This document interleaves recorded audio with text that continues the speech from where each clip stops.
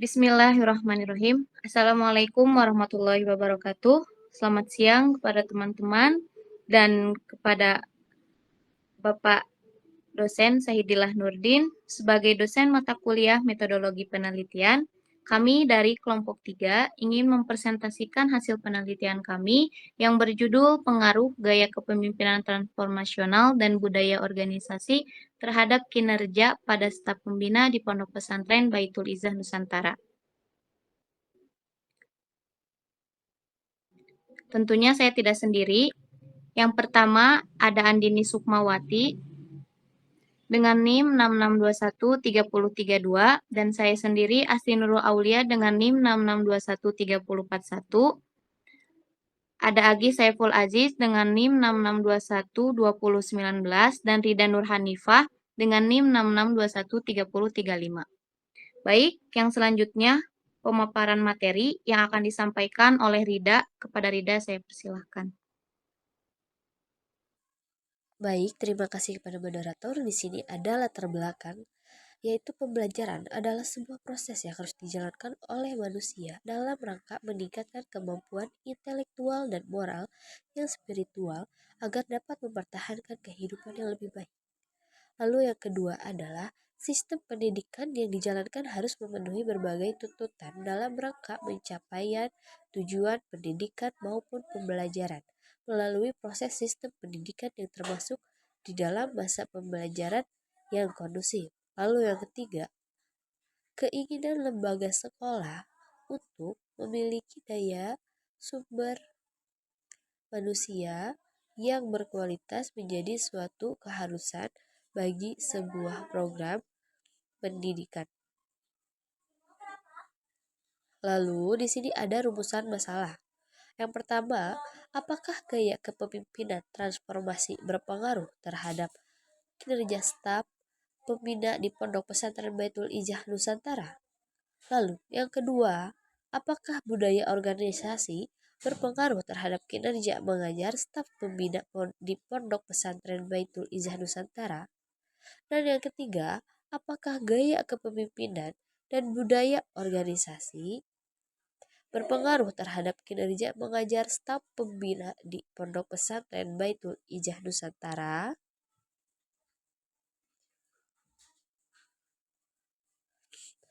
Lalu di sini ada manfaat penelitian maksud saya. Yang ke satu adalah secara praktis. Secara praktis, hasil penelitian ini diharapkan dapat dijadikan bahan pertimbangan bagi pihak pemimpin sebagai pembuat kebijakan dan pengambilan kebijakan dan pengambilan keputusan dalam rangka meningkatkan kinerja pembina. Lalu secara teoritis, hasil penelitian ini menguji aplikasi teori yang berkaitan dengan kinerja. Di sini ada tinjauan pustaka. Yang pertama dari peneliti Roy Johan Agung Tucuman tahun 2014 dengan judul Pengaruh Kepemimpinan Transformasi Terhadap Motivasi dan Kinerja Karyawan. Dan hasil dari penelitiannya yaitu kepemimpinan transformasi berpengaruh signifikan dan positif antara kepemimpinan transformasi terhadap kinerja karyawan. Lalu yang kedua ada peneliti dari Andi Muhammad Akbar tahun 2020 dengan judul Pengaruh Gaya Kepemimpinan dan Budaya Organisasi Terhadap Kinerja Guru Sekolah Dasar di Pulau Sebatik.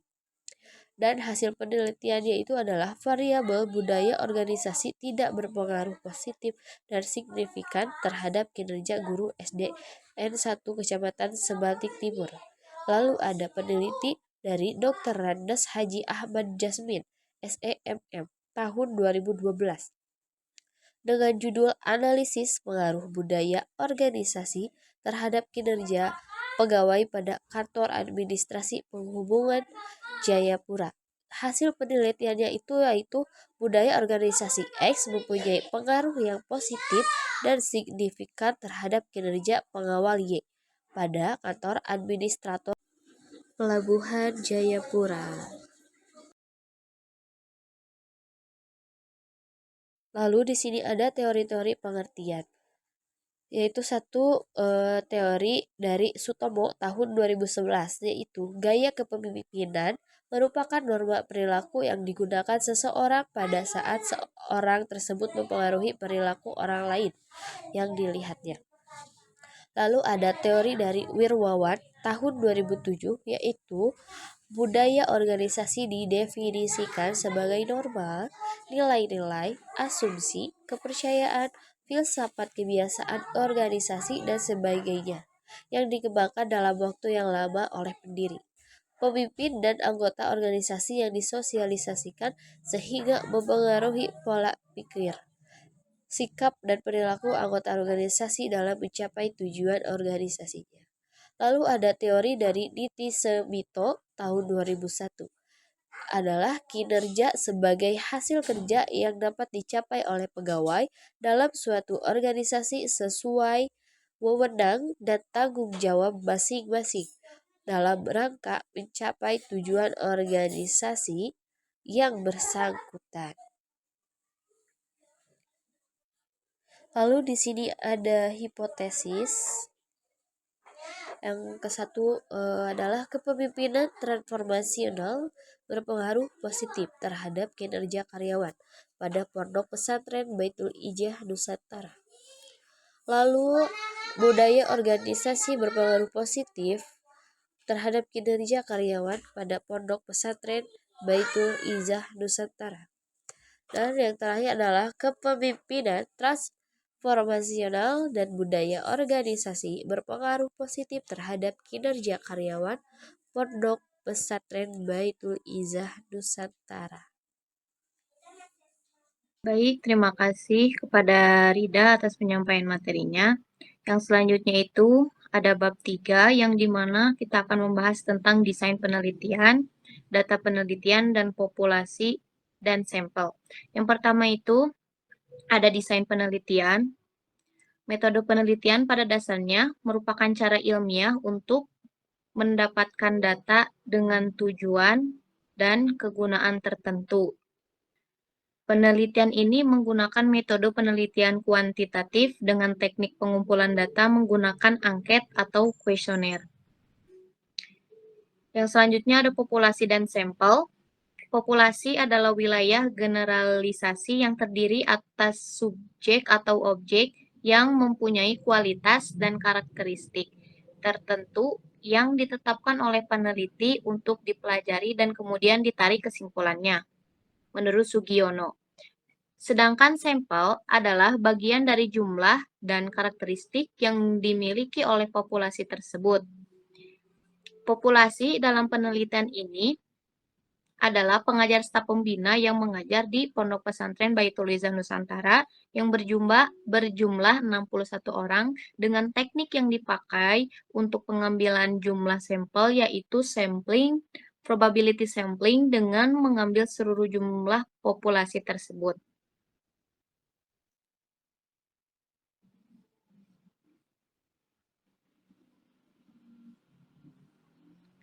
Yang selanjutnya ada data penelitian. Data penelitian itu terbagi menjadi dua, ada data primer dan data sekunder. Kalau data primer itu adalah data yang mengacu pada informasi yang diperoleh dari tangan pertama oleh peneliti yang berkaitan dengan variabel untuk tujuan spesifik studi. Data primer dalam penelitian ini diperoleh langsung dari penyebaran kuesioner kepada pembina di Baitul Izzah Nusantara. Dan yang kedua ada data sekunder. Data sekunder itu adalah data yang mengacu pada informasi yang dikumpulkan dari sumber data yang telah ada. Data sekunder yang digunakan dalam penelitian ini diperoleh dari berbagai bahan pustaka, baik berupa buku, jurnal-jurnal, dan dokumen lainnya. Mungkin sekian pemaparan materi dari saya mengenai bab 3. Yang selanjutnya itu ada bab 4 yang akan dibahas oleh Andin. Kepada Andin saya persilahkan.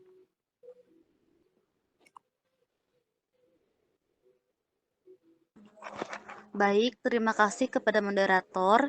Di sini saya akan menjelaskan tentang analisis data dan pembahasan. Yang pertama itu ada uji asumsi klasik, yang kedua regresi, yang ketiga uji hipotesis, yang terakhir ada model summary.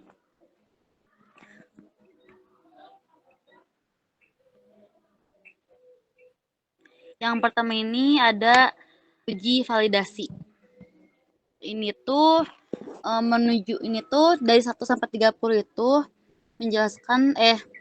menjelaskan tentang setiap variabel gitu atau pertanyaan kuesioner itu.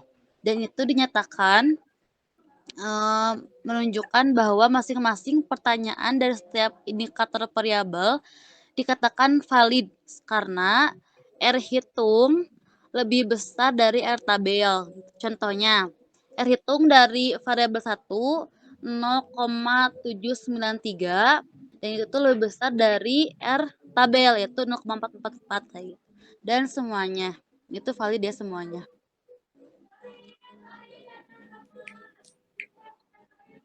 Terus ada yang pertama, ada uji asumsi klasik.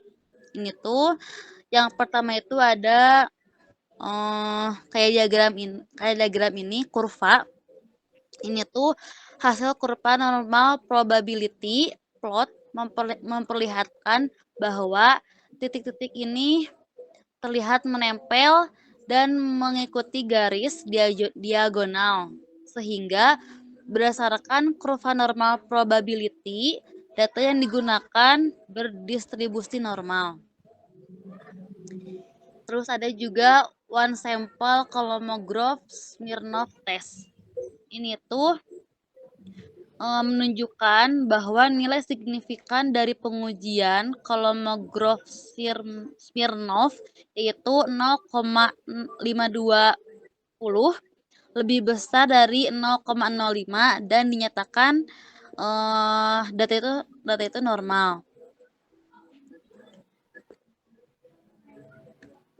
Yang kedua itu ada regresi. Yang pertama itu ada X1. Ini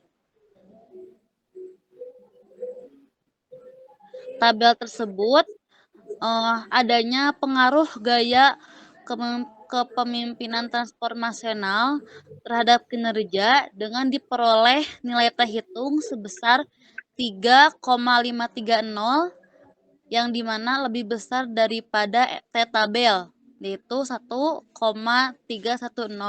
dengan probabilitas signifikan yaitu 0,000 lebih kecil daripada 0,05.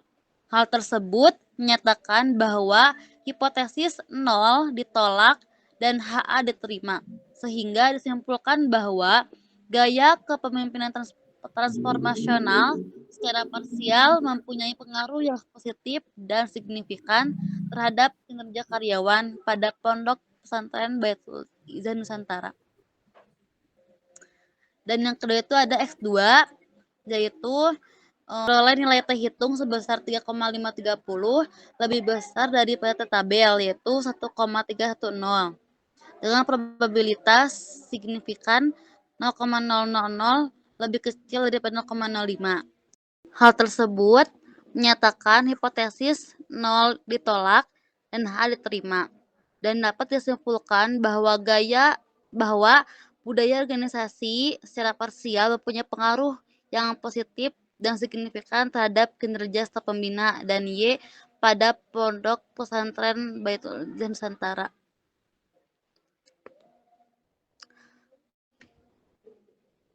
Lanjut, nomor 3 itu ada uji hipotesis. Langsung ke bagian ANOVA-nya.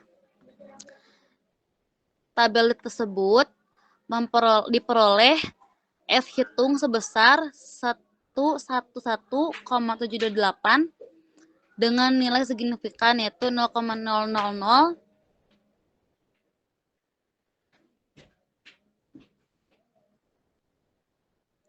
maka diperoleh F hitung sebesar 111,728 lebih besar daripada F tabel yaitu 3,20 yang menunjukkan di mana variabel X1 dan X2 secara simultan berpengaruh terhadap kinerja staf pembina atau terhadap Y pada Pondok Baitul Izan Nusantara. Yang terakhir ada model summary.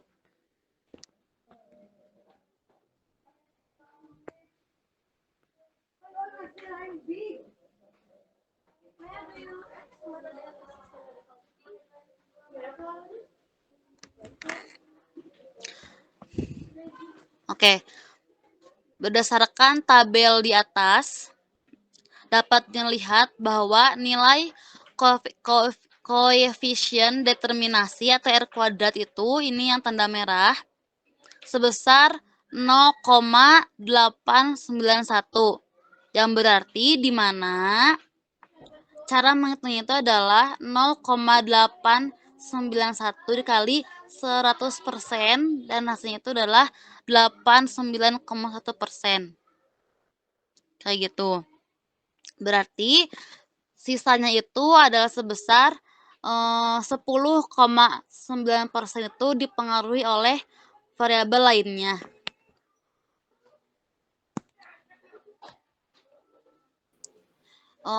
Sekian dari saya kembalikan kepada moderator. Baik, terima kasih kepada Andin yang telah menyampaikan penjelasan atau hasil dari penelitian kami di bab 4. Yang selanjutnya itu ada penutupan. Penutupan, mungkin yang pertama itu ada kesimpulan. Kesimpulan itu berdasarkan hasil pengelola dan pembahasan dalam penelitian mengenai pengaruh gaya kepemimpinan transformasional dan budaya organisasi terhadap kinerja staf pembina Pondok Pesantren Baitul Izzah Nusantara, maka dapat disimpulkan dari hasil penelitian secara parsial diketahui bahwa terdapat pengaruh positif dan signifikan dari variabel gaya kepemimpinan transformasional terhadap kinerja staf pembina Pondok Pesantren Baitul Izzah Nusantara. Lalu, dari hasil penelitian secara parsial juga diketahui bahwa terdapat pengaruh positif dan signifikan dari variabel budaya organisasi terhadap kinerja staf pembina Pondok Pesantren Baitul Izzah Nusantara. Dan dari hasil penelitian secara simultan, bahwa terdapat pengaruh positif dan signifikan variabel gaya kepemimpinan transformasional dan budaya organisasi terhadap kinerja staf pembina Pondok Pesantren Baitul Izzah Nusantara. Dan di sini pun ada saran. Berdasarkan kesimpulan di atas, maka saran untuk gaya kepemimpinan transformasional dalam perusahaan sudah cukup baik. Tetapi penulis menyarankan sebaiknya pemimpin lebih mendekatkan diri kepada semua karyawan dengan mengadakan kegiatan khusus untuk membangun kekeluargaan. Dengan demikian, akan tercipta suasana hubungan kerja yang baik di antara semua karyawan. Dan ada baiknya juga budaya organisasi itu lebih diperhatikan dan diterapkan pada lingkungan perusahaan agar membuat tujuan perusahaan itu dapat tercapai gitu. Yang lalu dalam meningkatkan kinerja karyawan, hendaknya perusahaan dapat menimbulkan kepercayaan dan moral yang baik bagi staf terhadap stafnya. Ada kepercayaan kepada staf merupakan bagian yang untuk memperbaiki kinerja para staf pembina di Pondok Pesantren Baitul Izzah Nusantara. Mungkin cukup sekian hasil penelitian dari kelompok kami. Mohon maaf bila ada kesalahan. Wabillahi taufiq wal hidayah. Wassalamualaikum warahmatullahi wabarakatuh. Waalaikumsalam warahmatullahi wabarakatuh.